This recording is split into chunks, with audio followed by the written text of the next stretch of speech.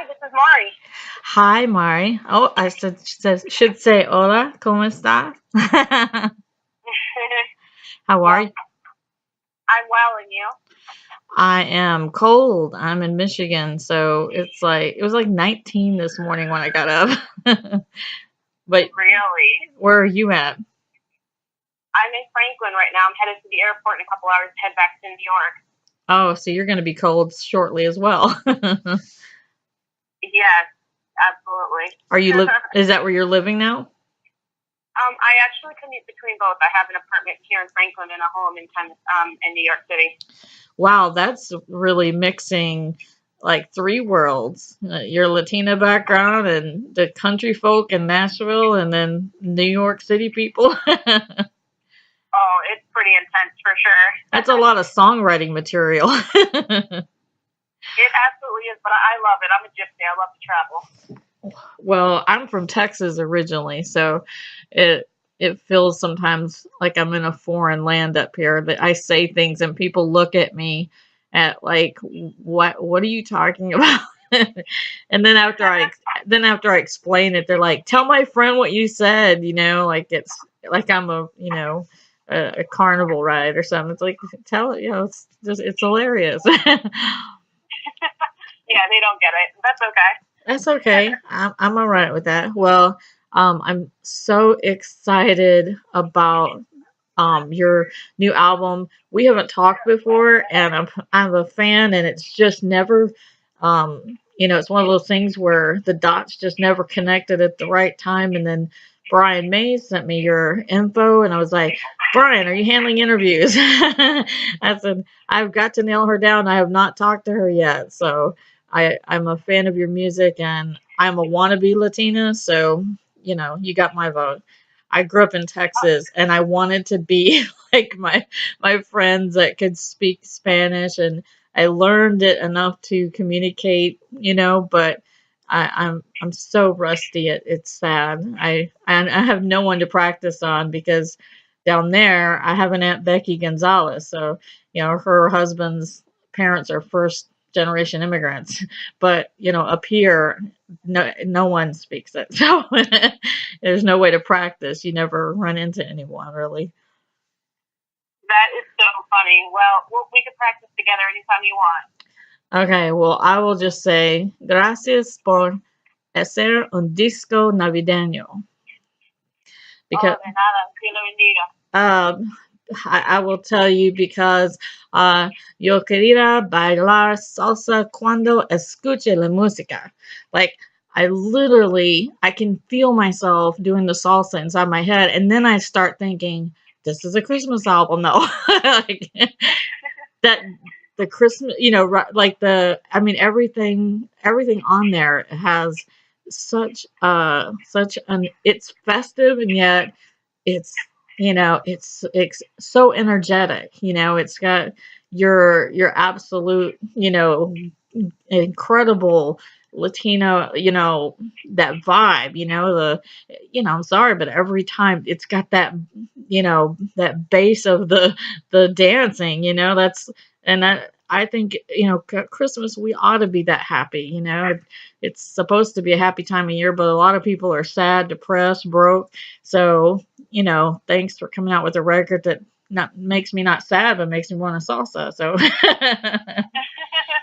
That's amazing. Yes, thank you so much. Yeah, I had so much fun doing this album. I actually had so much more that we had to turn it into an EP because we'll put out the full disc next year. But I wanted to get something out. But I think that you should be able to dance and have fun and honor and celebrate Christmas and the holiday. But I just didn't want to do anything that anyone else was doing and stay true to my roots as well. and it's I love it because I grew up hearing Spanglish, and I would I'm a gringo, like I really like I could not I could follow parts of it, and I forced myself to learn because I wanted just sometimes I just wanted to know if they were talking about me, because when you don't understand the language, they may be just talking about a joke, but then they start laughing and you're like, are they laughing at my outfit? I don't know. So, it, That's so true. That's funny. It's like when you go to the nail salon and like the little chinitas, they're like laughing and talking. You're like, is my hair bad or something? yeah, or they're like, you should see this girl's feet. That's Uh, hilarious. they are. I mean, I'm sorry, they work on feet all day. Bless their hearts when they're doing like the pedicures.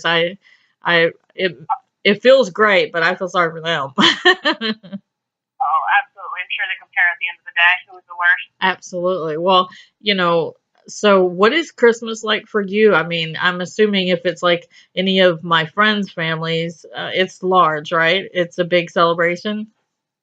Well, we definitely roll like Mexicans, and I can say that because I'm married to one. But Okay. it's larger than life. I mean, I'm already gaudy and fabulous as it is, but put that together with you know, 100+ people in a tiny little room, and that's what you get, a big party.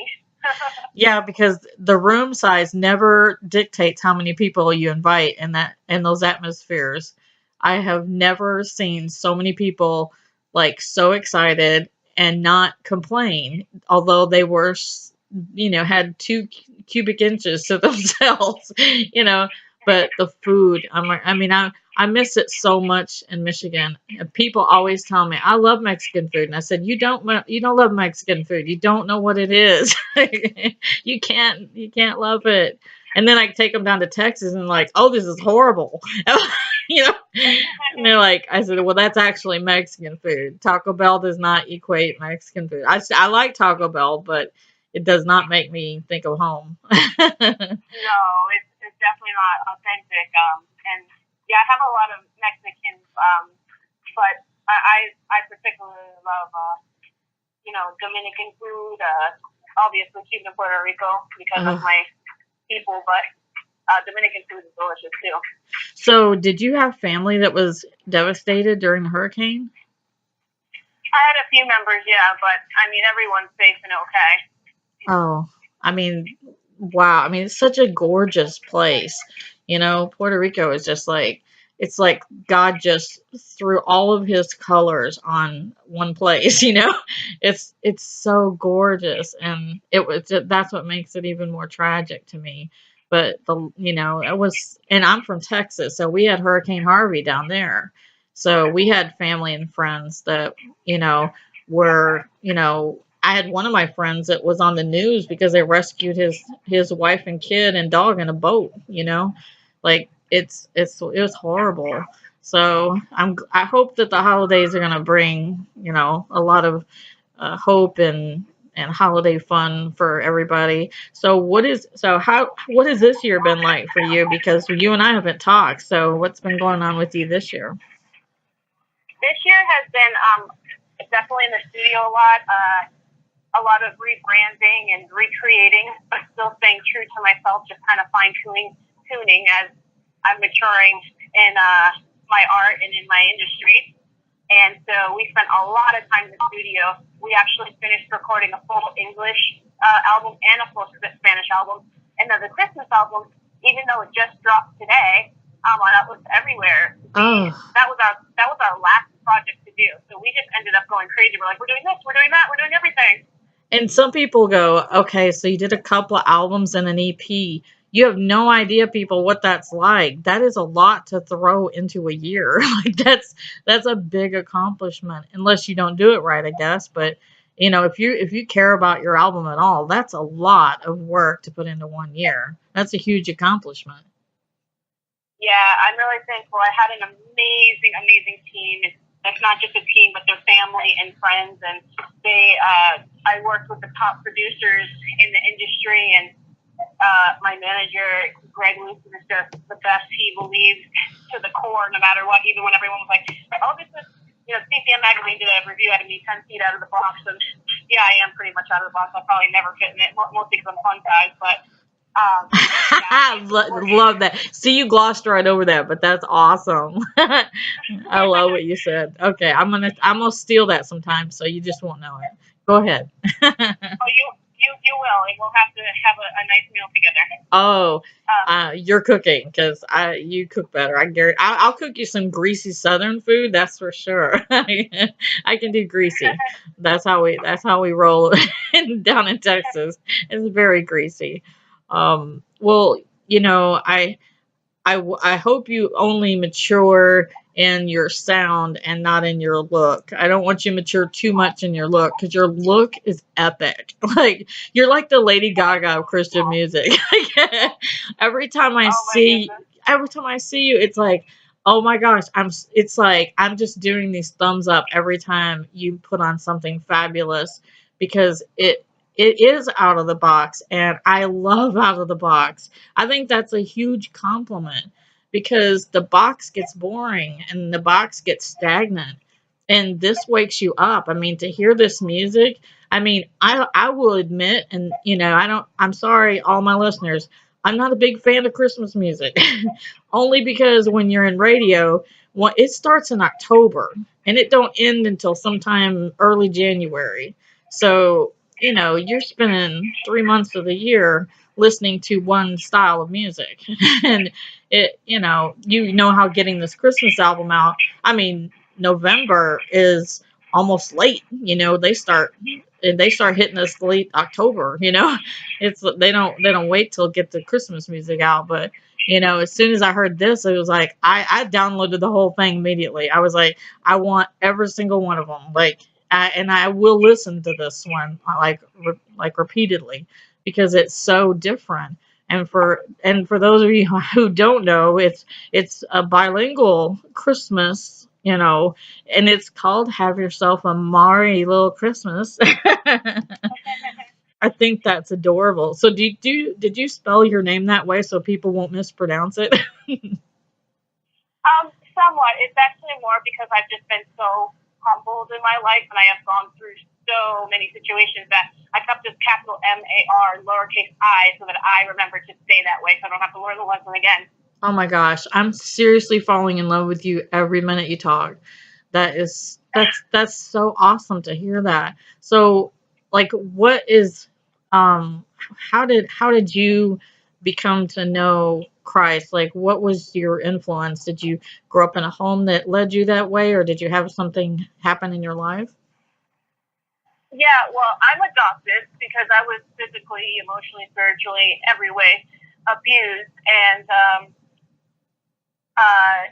when I was younger, I was just bounced around home to home, even though I was adopted. And I also still had to go back and see my biological mother, who would beat me to a bloody pulp. And I had to grow up at a very young age.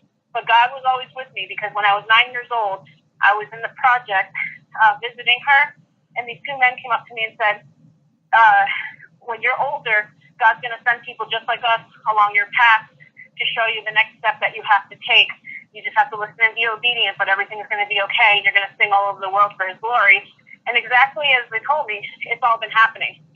Oh my gosh, like I just got chills hearing that. That is so beautiful. I mean, it's so beautiful to hear at such a young age somebody speak prophecy, and then for it being 9-year old for you to remember it like that, for it to hit you that hard at 9. Most kids, like you said, you had to grow up very quickly, and that's definitely one of the reasons you probably remember it, and it impacted you because you were you were already double your age at that point. You had already had to survive. I myself was in a 13-year abusive marriage, and um, it ended when he struck my kid. Never touch my kids. I said the moment you touch my kid, I had 3 kids. You touch one child, and I can't. Even with my faith, I'll face God's wrath over staying here and watch you hit my kids. And so the moment he took a hand to my son, I left that night and never looked back. And it it is hard, because then it's like what you were talking about. My kids had to go back and forth to the biological dad who was still abusive, and they're now grown and in college and they're doing well, but man, those they had to grow up very fast as well. But they have reached so many people, and you will too. you're just beginning. You're still so young. I mean, you're going to reach so many people because of your experiences and how God brought you through that. Um, so, it's what a blessing to get adopted. So I'm sorry I interrupted you. So did your parents lead you to the Lord? Actually, that day they let me, you know, as I grew in my walk with Christ. But that day, I actually received the Lord right there. They said the prayer of faith for me, with Ah, me, and from that day forward, I just never looked back. so do you share this openly at concerts? Do you share what has happened to you? Do you have girls or young kids or anybody, women come to you and tell you what your story means? Oh, absolutely. Like, I'm an open book. I just did an interview actually with Lifestyle Magazine, just speaking about, literally, I told them my weight on there. I told them my marriage issues. I told them the abuse issues. I feel like if we have a platform, then we need to share that, because there's other people. Like, I want to be that relatable girl. I want to be, because I literally am the poster child for she can make it, anyone can. So I make sure everywhere I go that I'm just letting people know I'm not just a fabulous outfit, but I actually am just like you. I'm going through the same thing, and I'm still going through it, but let's do this together, you know? What's the most fabulous part of how you came out of this is that in traditional Puerto Rican style, you're doing it loud, like because I think the church, and I will tell you, the pastor that I went to when I was being abused by my husband was serving in the church and they did not take him out of service. And he literally, all he said after I told him he was abusing me is he said, "What do you want me to do? You want me to call you a battered women's shelter?" And I said, "That's your solution." And he's like, "Well, we really don't like to get involved in these kinds of cases." And I said, "Well, I'm your congregant and he's serving in your church. You are involved by definition. You're the shepherd of this flock. One of your sheep is out there hurting other sheep."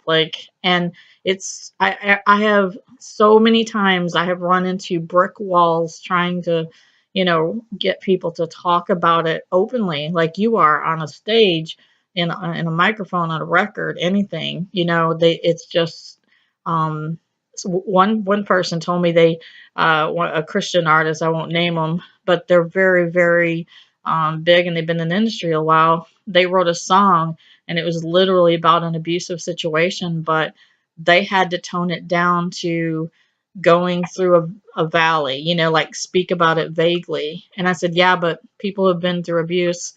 They want to hear, I mean, maybe not the specifics, obviously, but they want to hear, this person struck me, this person, violated me emotionally, and, you know, and, and there was hope though, they have to hear hope. And if they can't relate, by hearing you went through peaks and valleys, that's good for some days, but for this kind of deep emotional pain, it really takes something real. And that I'm glad that, I mean, you will find in any industry that it's still an industry and they will want to shape you into something that fits what they believe is a marketable thing. But what God wants you to market is all you need to be.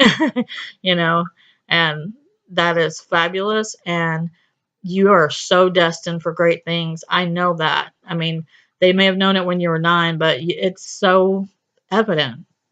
You're, you every time I have, looked at your music or been on I mean, following you on Facebook, I mean, it always snaps. I can be just going through a feed and it's like, what's she doing now? Or what she got on? Like, I mean, you catch people's attention. So you already are, and your music is amazing. You have this beautiful voice. So use that. Man, you're doing what I can't do. I can't sing. Don't ask me to. I will scare you. But I mean, thank you for using your gift like this. Bringing some Espanol to the gringos. I mean, this Christmas album is amazing, and I can't wait to hear everything else that you're gonna come out with next year. All right, so what's coming up this next year? Are you gonna be touring?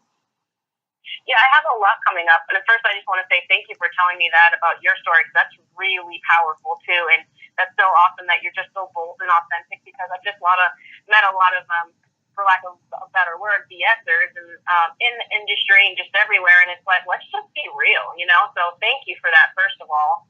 And I just think you're awesome, and I'd love to meet you in person one day. Hey, we're really actually not too far away from each other when you're in New York. So I'll I'll come to New York. You're more interesting there than I am in Michigan. But you know what I've found is a lot. My son had someone that was kind of crying abuse to him like constantly, and I asked the person to sit down with me because it was a female. It was more appropriate for me to sit down with the girl, um and the way that she was, just really just screaming it to everyone that would listen. And it just happened, supposedly. I said, see, that's Alex. I said, that's not how it normally happens. It takes a while for you to have that courage, you know, and once you do, you don't really want to shout it unless it's going to help people, I mean, it took me a long time because I was told not to say it, I was told not to talk about it on the radio or, different things like that. And eventually I said, this is who I am. Take it, leave it, dump it, erase it, whatever, or walk away or love me, however it is. I can't silence that part of me because if somebody is going through something, and this it happens all the time, I'll say something, and then after we get in, a quiet setting, they'll say, by the way, I need to talk to you. This is I'm going through this, and it's in the church. If like 1 out of 4 women are being abused, like then you're sitting in the pew with them. It is it's rampant in the churches. It's everywhere. We are not immune. We have no immunity to any kind of sin, but especially abuse. And the more you sweep it under the rug, for me, because the church hid it and that enabled and validated it for him, and he became more bold in the type of abuse he did because he was not chastised at all by the church, and so I had no choice. I had no help. My family was in Texas. It would have never gone down in Texas. I would have had 50 cousins that would have jumped him in the middle of the night, like, but, I got 3 little kids staring at me, and I'm living 1,200 miles away from my home, and I can't move out of state with my kids. It's such a difficult situation to come away with, and I'm proud of you. If no one said it, I'm proud of you for coming through this. There's a lot of ways you could have came out of this, and you came out of this punching and fighting to become who you are now, which is fabulous and fierce and on fire for God, and I love it. So continue. Well, next year, what are you going to do for me next year? Amazing. Yeah, well, I'm going to finish this year. So we have the Christmas parade coming up, like the National Christmas Parade, and then also the Philadelphia Thanksgiving Christmas Parade. Oh my gosh, that's so fun. Oh. Yeah.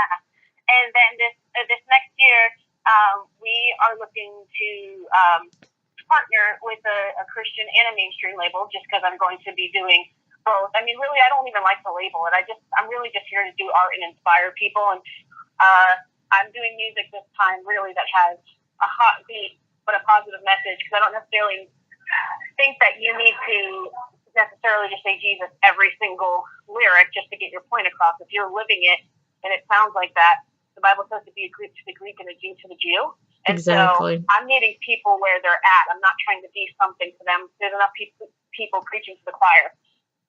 So that's what I'm about and what I'm working on this next year. And we're going to launch the full album and in English and in Spanish.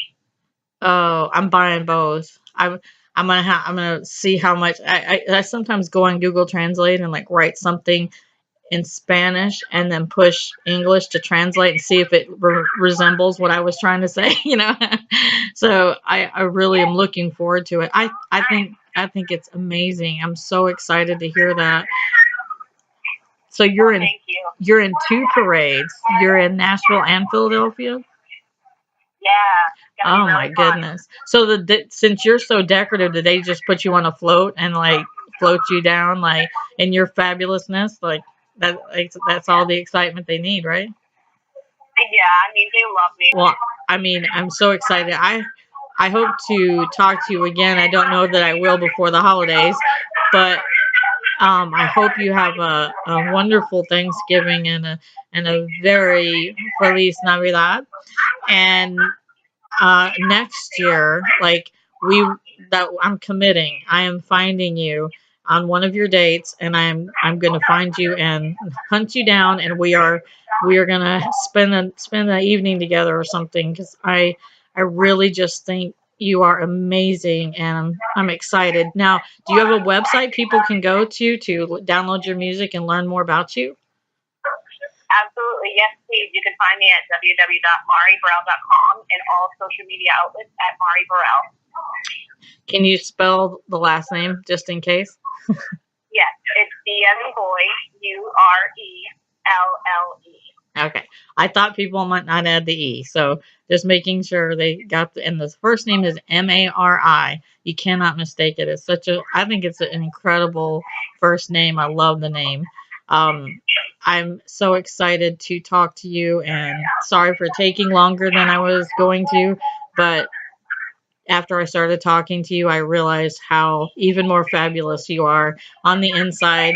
Your outsides match your insides, and both they're fabulous. And I'm so grateful to talk to you. Oh, well, thank you so much for that. It's been a pleasure and honor. And yeah, please look me up soon and we'll connect, okay? And you have a safe flight and get back to New York safely. Yes, thank you so much.